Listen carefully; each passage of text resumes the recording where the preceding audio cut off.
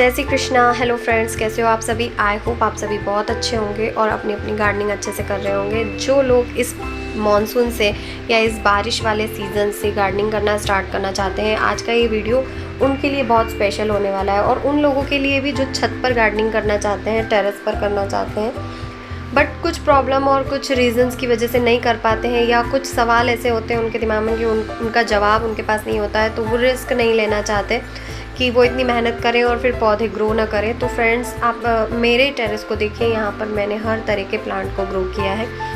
जो प्लांट मुझसे ग्रो नहीं होता है उसके बारे में भी मैं वीडियो में शेयर करती हूँ कि ये प्लांट मुझसे एटमॉस्फेयर की वजह से या ओवर वाटरिंग की वजह से ग्रो नहीं हो पाता है, या उसके लिए जो जानकारी होती है वो हमारे पास कम होती है, तो उस वजह से भी हम उस प्लांट को ग्रो नहीं कर पाते हैं। तो प्लांट से रिलेटेड जानकारी के लिए मेरे चैनल को सब्सक्राइब कर लीजिएगा। और आज के इस वीडियो में आपको मैं पूरा बताऊँगी कि वीडियो में आपको किस तरीके से छत पर गार्डनिंग कर सकते हैं, मिट्टी कैसे आपको अवेलेबल हो जाएगी, मिट्टी कैसे बनानी है, आप कौन कौन से पॉट में गार्डनिंग की शुरुआत कर सकते हैं, बिल्कुल सस्ते में किस तरीके से गार्डनिंग कर सकते हैं, और अगर आप कुछ खर्चा कर सकते हैं तो कहाँ आप कर सकते हैं, ताकि वो बैलेंस होकर आप अपना शौक़ भी पूरा कर पाएँ और पौधों को भी ग्रो कर पाएँ। कुछ सवाल ये भी होते हैं कि गुलाब को ग्रो करना काफ़ी मुश्किल होता है गार्डनर्स के लिए, ये सबसे बड़ी प्रॉब्लम होती है उनके लिए। और सब्जियां, पहला सब्जी और दूसरा गुलाब, ये दो चीज़ें अधिकतर मैंने लोगों के माइंड में देखी है कि सभी ये गुलाब के बारे में कहते हैं कि हम ये ग्रो नहीं कर पाएंगे क्योंकि ये गर्मियों में मर जाता है। और दूसरी बात ये सब्जियों के लिए कि सब्जियां अगर आप सीड लगा तो लेते हैं लेकिन उनमें फ्रूटिंग नहीं होती है, तो किस तरीके से उनकी आगे केयर करनी है, किस तरीके के पॉट में लगाना है, सब बताऊंगी। तो वीडियो को पूरा देखिएगा बिना स्किप किए। और आपसे एक छोटी सी रिक्वेस्ट है कि अगर आप मेरे चैनल पर न्यू है तो इसे सब्सक्राइब कर लीजिए और बेल आइकन और पे प्रेस करना मत भूलिएगा, जिससे आने वाली वीडियो की नोटिफिकेशन आप तक डायरेक्टली पहुँच पाएगी और आप मेरे वीडियो सबसे पहले देख पाएंगे। तो यहाँ देखिए, मैंने प्लास्टिक के ग्रो बैग्स में क्यूकम्बर के प्लांट्स लगाए हैं। वैसे तो ग्रो बैग काफ़ी छोटा है क्योंकि मैंने बेल वाला पौधा लगाया तो इसको थोड़ी ज़्यादा जगह चाहिए फैलने के लिए, लेकिन क्यूकम्बर का जो प्लांट होता है या जो बेल होती है उसकी, तो इनकी रूट्स ज़्यादा नहीं फैलती है। तो अगर आपके पास ये 10 किलो का या 20 किलो का जो आटे का ग्रो बैग होता है, उसमें आप ककड़ी को ग्रो कर सकते हैं। तो यहाँ मैं आपको सबसे सस्ते में गार्डनिंग बता रही हूँ। सिर्फ ककड़ी का प्लांट ही नहीं, आप इसमें अदर गुलाब भी लगा सकते हैं, कोई दूसरा ऑर्नामेंटल प्लांट भी लगा सकते हैं, फ्लावरिंग प्लांट भी लगा सकते हैं, गुड़हल भी लगा सकते हैं, और जिस तरीके का प्लांट आप लगाना चाहते हैं। तो बिल्कुल सस्ते में आप ये आटे के जो ग्रो बैग होते हैं इनमें शुरुआत कर सकते हैं। अगर आप इतने बड़े प्लांट नहीं लगाना चाहते, छोटे प्लांट लगाना चाहते हैं, तो बहुत सारे सर्फ के जो पैकेट्स निकलते हैं, दूध के पैकेट्स निकलते हैं, उनमें भी आप थोड़ी बहुत मिट्टी डाल के और जो ऑर्नामेंटल प्लांट्स हैं वो तो ग्रो कर ही सकते हैं। तो इस तरीके से आप बिल्कुल सस्ते में अपनी गार्डनिंग की शुरुआत कर सकते हैं। अब उससे थोड़ा आगे बढ़ें तो मैं यहाँ आपको बताना चाहती हूँ कि आप काले वाले जो कंटेनर होते हैं, जो ब्राउन कलर के भी होते हैं, प्लास्टिक के, मतलब कि प्लास्टिक के जो कंटेनर होते हैं, आप उन्हें भी परचेस कर सकते हैं। नर्सरी पर ये आपको थोड़े सस्ते में मिल जाएंगे और उनमें भी आप अपने छत पर कैरी कर सकते हैं और उनमें भी गार्डनिंग कर सकते हैं। अब देखिए, यहाँ पर ये जो मैं बता रही हूँ बिल्कुल सस्ते में, ये ऑयल का कैन है जिसका ऊपर का जो मुंह होता है वो कट करके हमने इसको भी ग्रो बैग बना लिया। बहुत सारे ऐसे ग्रो बैग्स बनाए हैं मैंने। आप ऑनलाइन इस तरीके के ग्रीन ग्रो बैग्स भी खरीद सकते हैं। ये राउंड शेप में भी आते हैं, ओवल शेप में भी आते हैं, राउंड शेप में भी आते हैं, स्क्वायर में भी आते हैं, रेक्टेंगल्स में भी आते हैं। तो जिस साइज़ का आपको चाहिए वहाँ पर ऑनलाइन भी आप परचेस कर सकते हैं और आजकल मार्केट में भी मिलते हैं। और एक ये जो आप देख रहे हैं, मेरे पास प्लास्टिक का पाल रखा था, उससे मैंने ये ग्रो बैग बनाया है। जब मेरे पास प्लास्टिक के दूसरे ऑनलाइन वाले ग्रो बैग नहीं थे, तब मैंने सबसे पहले इसी को बनाया था और इसमें मैंने ये बेल वाली सब्जियाँ लगाने के लिए बनाया है।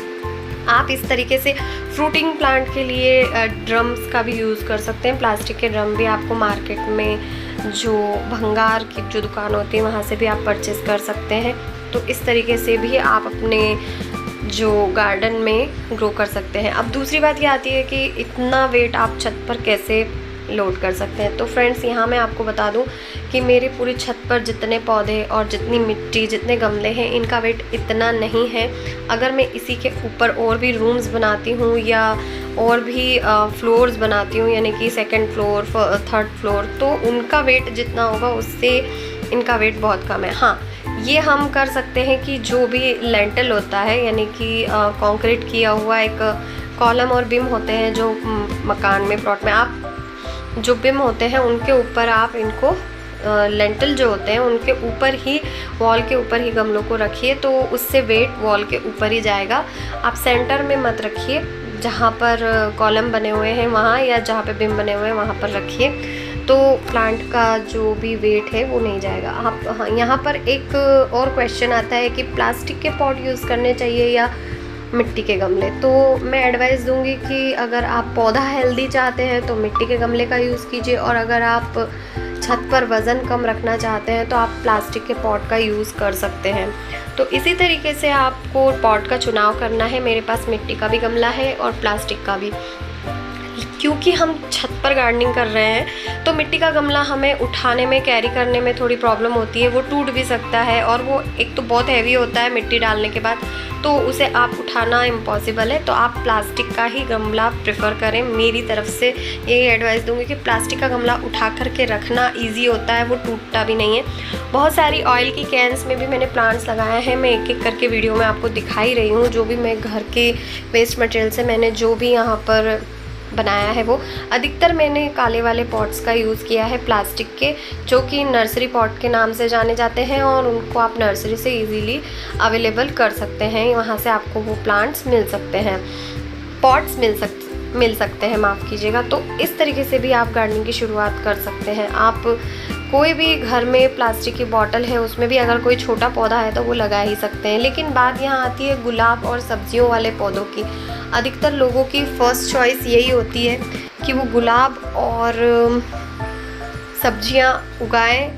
ज़्यादातर लोगों का यही शौक़ होता है, क्योंकि फूल और जो दूसरे प्लांट हैं ऑर्नामेंटल, वो तो नॉर्मल गमलों में भी ये यूज़ कर सकते हैं। तो सब्जियों वालों के लिए कम से कम आपको 22 इंच का गमला होना चाहिए, या फिर आजकल ऑनलाइन प्लास्टिक के जो ग्रो बैग्स मिलते हैं वो अवेलेबल कर सकते हैं।